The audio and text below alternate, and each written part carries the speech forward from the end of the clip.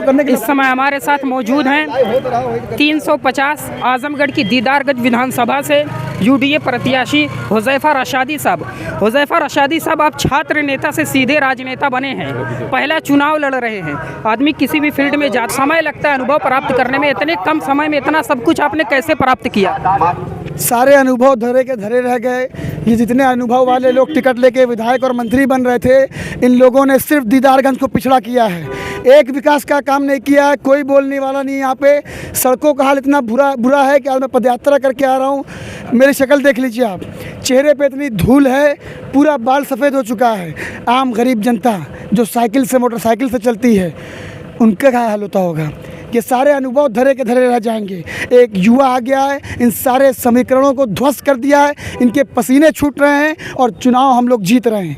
ये ऊर्जा मेरी बता रही है, युवाओं की ऊर्जा बता रही है कि 7 तारीख को पूरे दीदारगंज के हर समाज के लोग बल्ला निशान पे वोट करने जा रहे हैं और पूरे उत्तर प्रदेश में एक सबसे युवा को विधायक बना करके एक इतिहास रचने जा रहे हैं। जैसे आपको देखा गया कि आप MIM के तरफ से मतलब हमदर्द दिखे बार बार जी, लेकिन यही बार बार सवाल उठता रहा कि MIM ने भी अपना प्रत्याशी यहाँ से खड़ा किया है, लेकिन वो अलायंस क्यों नहीं हो पाया? आपकी तरफ से पहल की गई, उनकी तरफ से क्या कोई बात नहीं आई? जब लहर चलती है तो सबको ऐसे हवा में उड़ा ले जाती है। तो इस वक्त बल्ले की लहर चल रही है पूरे दीदारगंज में। जब बड़े बड़े दल और टिकट वाले ध्वस्त हो गए तो इन लोग की क्या बात करते हैं आप? हमने कोशिश की साहब, शुरू से मौलाना आमिर रशादी ने कोशिश की, लेटर लिखा, उनको ख़त लिखा, कॉल किया, हमारे राष्ट्रीय महासचिव मिलने गए, तो उस वक्त वो हेलीकॉप्टर में उड़ रहे हैं, उनका पैर ज़मीन में नहीं है। मगर उलमा काउंसिल वालों का पैर हमेशा ज़मीन पर रहता है, लोगों के लिए संघर्ष करता है, अन्याय के खिलाफ बोलता है। हम हेलीकॉप्टर में नहीं चलते हैं, हम ज़मीन पर लड़ते हैं। तो ठीक है, जनता बताएगी उनको जो लोग हेलीकॉप्टर में उड़ रहे हैं। इस विधानसभा की बात करें, विधानसभा अधिकांश BSP कब्जे में रही है। सुखदेव राजभर जिनका निधन हो गया, उनके पुत्र कमलाकांत राजभर समाजवादी से चुनाव लड़ रहे हैं। भूपेंद्र सिंह मुन्ना जो कि BSP से चुनाव लड़ रहे हैं। आप चंद्रशेखर आज़ाद के साथ गठबंधन किए हुए हैं, क्या दलित वोटों पर आपका अच्छा प्रभाव माना जाए? पूरा प्रभाव दिखेगा। 10 तारीख को बैलेट बॉक्स खुलेगा तो आप देखिएगा, सिर्फ दलित ही नहीं, हर समाज के लोग प्रताड़ित किए गए हैं। हर आदमी को अब शिक्षा चाहिए, रोज़गार चाहिए, सड़क चाहिए, स्वास्थ्य चाहिए। धर्म की राजनीति बहुत हो गई, आदमी का उससे पेट नहीं भरता है। तो ये सारे सब लोग ध्वस्त हो गए हैं। एक युवाओं की लहर चल रही है, बल्ले की लहर चल रही है और हर आदमी कह रहा है कि भैया हम लोग अपने अपने बल्ले से एक एक छक्का मार करके आपकी बाउंड्री को पार कराएंगे। और ये अपार समर्थन, जन समर्थन, आक्रोश, जोश और जज्बा बता रहा है कि इस बार दीदारगंज में बदलाव होने जा रहा है, एक इतिहास रचने जा रहा है। हर आदमी ये सोच के वोट करने जा रहा है अपने भविष्य के लिए, अपने बच्चों के भविष्य के लिए। तो पूरी लहर बना दी है हमने, सारे ध्वस्त हो गए हैं। और 7 तारीख को आप देखेंगे और 10 तारीख को रिजल्ट आपके सामने आएगा। और हम लोग 10 तारीख को प्रदेश की राजधानी लखनऊ के लिए कूच करेंगे और वहाँ पहुँच करके गर्मी बढ़ाने का काम करेंगे। जैसे आपका बार बार नारा है हुज़ैफा के संग बदलें दीदारगंज, तो दीदारगंज में क्या बदलेंगे आप? हमने कहा था कि सब ना होगा दुख ना होगा रंज, आओ बदलें दीदारगंज। तो सारे लोग आ गए हैं और बदलने की तैयारी है, पॉलिसीज़ बनाई है। सबसे बड़ी समस्या यहाँ पर सड़कों की है। इतना बुरा हाल है कि पेशेंट को अस्पताल ले जाइए तो रास्ते में मर जाए वो। दूसरा, शिक्षा का कोई समाधान नहीं है यहाँ पे। एक सरकारी इंटर कॉलेज नहीं है यहाँ पे, एक गवर्नमेंट डिग्री कॉलेज नहीं है ढंग का, तो इस पे काम किया जाएगा। स्वास्थ्य की कोई सेवाएं नहीं है। 3 बस्तियाँ 4 बस्तियों में घूम चुका हूँ जहाँ पर पेशेंट मर गया सिर्फ इसलिए कि आसपास कोई अस्पताल नहीं था। आदमी 40 किलोमीटर आजमगढ़ जाए हेडक्वार्टर, या फिर शाहगंज जाए। तो इस सबसे पिछड़ा विधानसभा आजमगढ़ का, इसीलिए हमने इसको चुना था। स्वास्थ्य पे काम करेंगे, किसानों की समस्याएं, फसलें बर्बाद हो रही, आवारा पशु घूम रहे हैं, खाद नहीं मिलती, उस पर काम किया जाएगा। उसके बाद आपका बेरोज़गारी सबसे बड़ा मुद्दा है युवाओं का। तो हमने कहा युवाओं से कि आइए, साथ आइए, बातें नहीं काम करेंगे और वादे नहीं विकास करेंगे।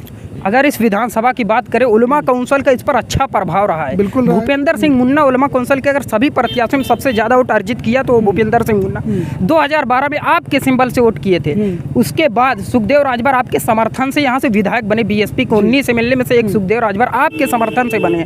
तो क्या इस बार हुज़ैफा साहब अपने आप को कहाँ देखते हैं? साहब, उस टाइम चेहरा नहीं था, पार्टी नई बनी थी, लोग आए, टिकट लिए, चुनाव लड़े और हमारा ही जनाधार दिखा करके दूसरी बड़ी पार्टियों से टिकट लेकर के आए। 17 में हमने विधायक पैदा किया इस सीट पे। जब उनके बाप हमारे नहीं हुए तो जनता के क्या होंगे? इन लोगों ने एक ईंटा नहीं लगवाया गांव में। विधायक बनने के बाद लखनऊ जाके बैठ गए। उनके पुत्र के अंदर क्या क्वालिटी थी जो उनको टिकट मिल गया सिर्फ इसलिए कि विधायक के लड़के हैं। तो जनता में आक्रोश है साहब कि जो लोग संघर्ष करते हैं, लड़ते हैं, उनको जनता देखना चाहती है। और मैंने दावे से कहा कि विधायक बनाए जनता, मुख्यमंत्री कोई बने, सरकार किसी की रहे, स्पीकर की टेबलवा पे चढ़ करके मुख्यमंत्री के हलक में हाथ डाल के दीदारगंज के हक को छीन के लाने का काम करेगा आपका बेटा। जैसे मैं खेता सराय से आता हूँ, आपके बड़े बड़े वो नेता जो कहते थे कि हम मर जाएंगे लेकिन हमारी लाश उलमा काउंसिल में रहेगी, लेकिन वो आपको छोड़कर आज वो समाजवादी में चले गए। मतीउद्दीन और शहाबुद्दीन की बात हम कर रहे हैं। ये पार्टी के प्रवक्ताओं से पूछिएगा, मैं प्रत्याशी हूँ, मुझे मेरे अधिकार के बाहर का सवाल है ये। और राजनीति है साहब, जमहूरी मुल्क है, सबको इख्तियार है कहीं आने का कहीं जाने का। पूरे उत्तर प्रदेश में इस वक्त जो दल चल रहे हैं वो सब उलमा काउंसिल के पैदा किए हुए लोग हैं। सबने अपना राजनीतिक का ABCD मौलाना आमिर रशादी से सीखा है, जो आज बड़ी बड़ी बातें कर रहे हैं। किसी दल के नेता हो, पूर्वांचल में मैक्सिमम पैदा किए हुए हमारे नेता हैं, लोग हैं उलमा काउंसिल के, जिन्होंने राजनीति का उलमा काउंसिल से सीखा। तो हमारी पाठशाला, हमें गर्व भी इस बात का है कि हम ऐसी खेप निकाल रहे हैं कि हमसे निकले हुए लोग जा रहे हैं। ठीक है, कोई बात नहीं, भाई हैं हमारे। और जहाँ तक आप उसकी बात कर रहे थे तो उस टाइम चेहरा नहीं था पार्टी के पास, अब एक युवा चेहरा आ गया है। पूरे देश को एक्सप्लोर करने के बाद आजमगढ़ आया हूँ। अलीगढ़ से शुरुआत की राजनीति की, छात्र संघ महामंत्री बना, फिर वहाँ से निकल के पूरे देश में आंदोलन किया, संघर्ष किया, तो पूरे देश को एक्सप्लोर किया, सारी राजनीति को करीब से देखा है। दीदारगंज आने का मकसद सिर्फ ये था कि आजमगढ़ ज़िले की सबसे पिछड़ी विधानसभा ये है और ज़िला हमारा जन्मभूमि है।